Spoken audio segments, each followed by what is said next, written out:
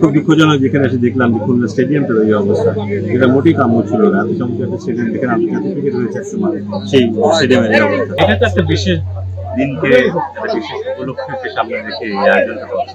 আমরা 25 বছরে পৌঁছাবো 26 তারিখে এবং টেস্ট সিরিজ পাওয়ার 25 বছর পূর্ণ হবে, সেটাকে স্মরণ করা এবং টেস্ট ক্রিকেটটা যে খুব গুরুত্বপূর্ণ সেই জিনিসটাকে সামনে নিয়ে আসে। আমি অনেকবারই বলেছি যে আজকে আমরা যে অনন্ত 12 খেলার আয়োজন করেছি, ছেলেরা বা মেয়েরা খেলেছে, অন্য কোনো সময় হলে এটা কিন্তু রঙের পোশাকে আজকে ওরা সাদা পোশাক পরে খেলেছে। এটা একটা বার্তা দেয় যে সাদা পোশাকের ক্রিকেটের দিকে আমরা মনোযোগী হতে চাই। আমরা চাই যে বাচ্চা বয়স থেকে ওরা সাদা পোশাকের ক্রিকেটটাকে পোশাকটাকে চিনুক। এটা একটা ব্যাপার যেমন আছে, তার বাইরে আরেকটা যেমন আছে যে ঢাকার বাইরে বিভাগের শহরগুলিতে পারলে হয়তো আমরা সব দৃষ্টিই করতাম, সময় স্বল্পতা হয়নি, কিন্তু এই বার্তাটা আমরা দিতে চাই যে আমরা ছড়িয়ে দিতে চাই। বিকেন্দ্রীকরণের যে কথাটা আমরা বলছি সেটা এখানে সেটা সবাই দেখতে পাবে। তো এই সবকিছু মিলেই কিন্তু আমরা আমাদের 25 বছর পূর্তিটা পালন করতে চাই। সবার জন্য খেলা এটা খুব গুরুত্বপূর্ণ, সেটা ছেলে হোক মেয়ে হোক, খুব ভালো খেলে খুব ভালো খেলে না এটাতে কিছু যায় আসে না। সবারই খেলার একটা অধিকার আছে, সবাই খেলতে পছন্দ করে আসছে, সেটাই অনুভব করলাম। কিন্তু আজকে মা এখানে এসে অনেকে আছে এখানে দুর্দান্ত ক্রিকেট খেলা, এই বয়সে খুব ভালো ক্রিকেট খেলে, অনেকের হয়তো হাতে কুড়ি হচ্ছে, সবাই এখানে আছে। গার্জিয়ান এখানে এসছে, প্রত্যেকের গার্জিয়ান এখানে এসছে এবং তারা তাদের মতামত দিয়েছে আমাদের কাছে যে কি হলে আরো ভালো হয়, তাদের ছেলেমেয়ের সন্তানের জন্য তাদের কি চিন্তা ভাবনা ক্রিকেটকে কিনে, সেটাও আমি শেয়ার করেছি।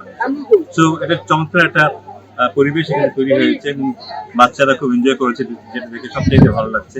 কারণ এটি সবচেয়ে গুরুত্বপূর্ণ যে বাচ্চারা যেন এনজয় করতে পারে, ওরা এনজয় করতে পেরেছে। এবং আমি একটা মেসেজ নিয়ে যাচ্ছি এখান থেকে যে ওদেরকে যদি আমরা একটু যত্ন নিই, ছোটবেলা থেকে যত্ন নিই, ওরা শুধু ভালো ক্রিকেটার হবে তাই না, ভালো মানুষও হবে। তো সব দিক দিয়েই বোধ হয় আমরা আহ্বান আমরা যদি এই ধরনের আয়োজন আমরা ঘন ঘন করতে পারি।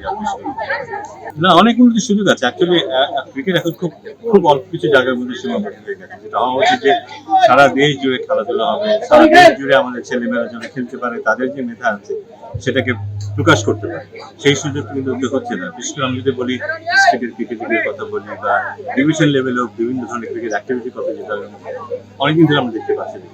খুব দুঃখজনক যেখানে এসে দেখলাম যে খুলনা স্টেডিয়ামটার এই অবস্থা, এটা মোটেই কাম্য ছিল না। এত চমৎকার একটা স্টেডিয়াম যেখানে আন্তর্জাতিক ক্রিকেট হয়েছে এক সময়, সেই স্টেডিয়ামের এই অবস্থা।